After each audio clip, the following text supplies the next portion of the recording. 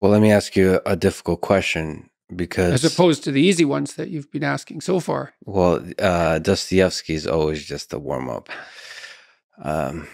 So if death every single day is the way to progress through life, you have become quite famous. Death and hell. Death and hell. Yeah, because you don't want to forget the hell part.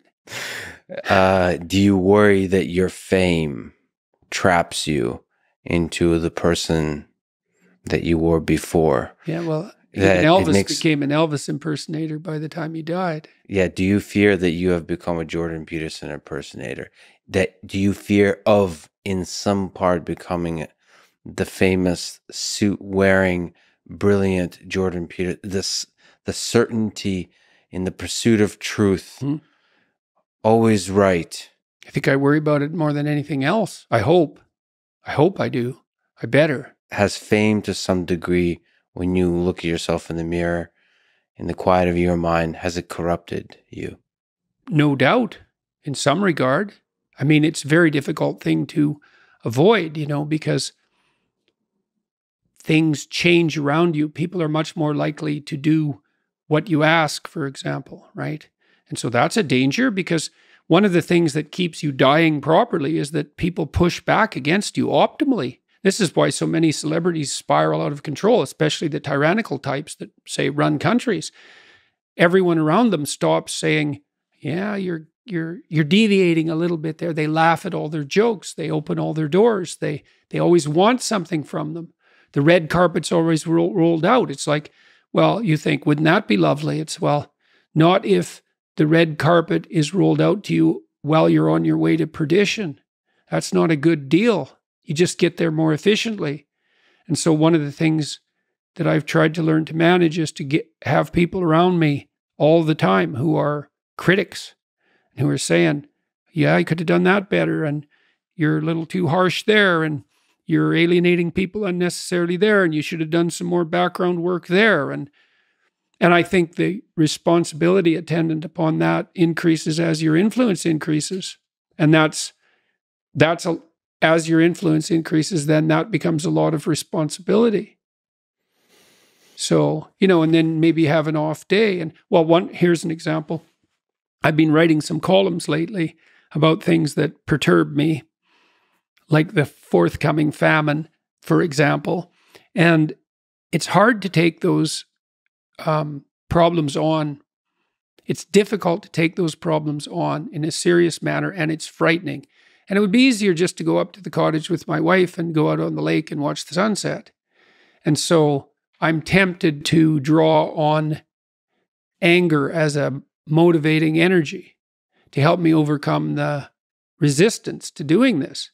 But then that makes me more harsh and judgmental in my tone when I'm reading such things, for example, on YouTube, than might be optimal. Now, I've had debates with people about that, because I have friends who say, no, if you're calling out the environmentalist globalists who are harassing the Dutch farmers, then a little anger is just the ticket. But then others say, well, you don't want to be too harsh because you alienate people who would otherwise listen to you.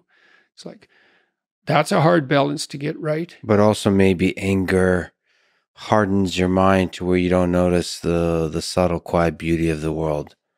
The quiet love that's always there, that permeates everything.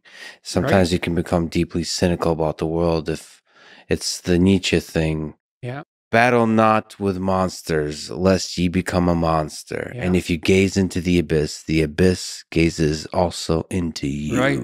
But I would say, bring it on.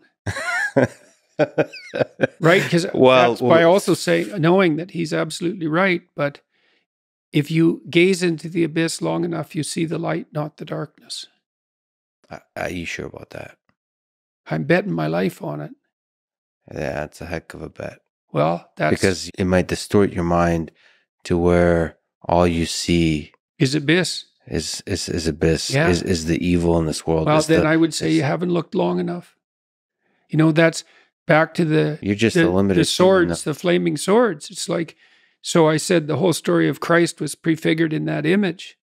It's like the story of Christ psychologically is radical acceptance of the worst possible tragedy. That's what it means. That's what the crucifix means. Psychologically, it's like gaze upon that which you are most afraid of. But that story doesn't end there, because in the story, Christ goes through death into hell. So death isn't enough. The abyss of innocent death is not sufficient to produce redemption. It has to be a voluntary journey to hell. And maybe that's true for everyone. And that's like, there is no more terrifying idea than that, by definition. And so then, well, do you gaze upon that? Well, who knows? Who knows? How often do you gaze upon death, your own? How often do you remind yourself that this ride ends? Personally? Personally. All the time.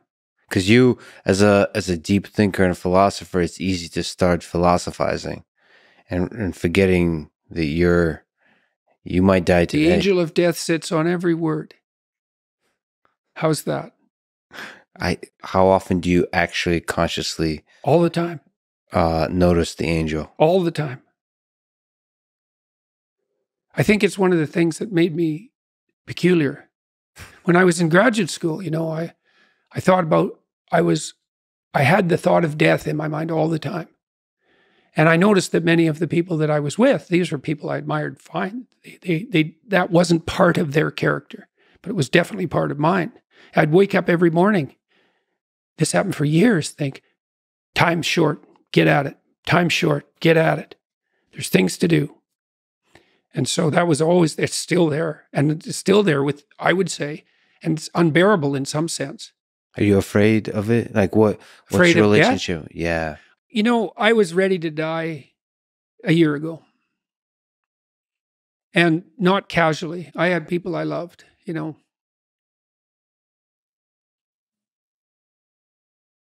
So no, I'm not very worried about me, but I'm very worried about making a mistake.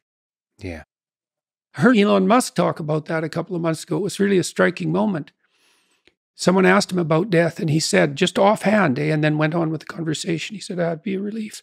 And then he went on with the conversation.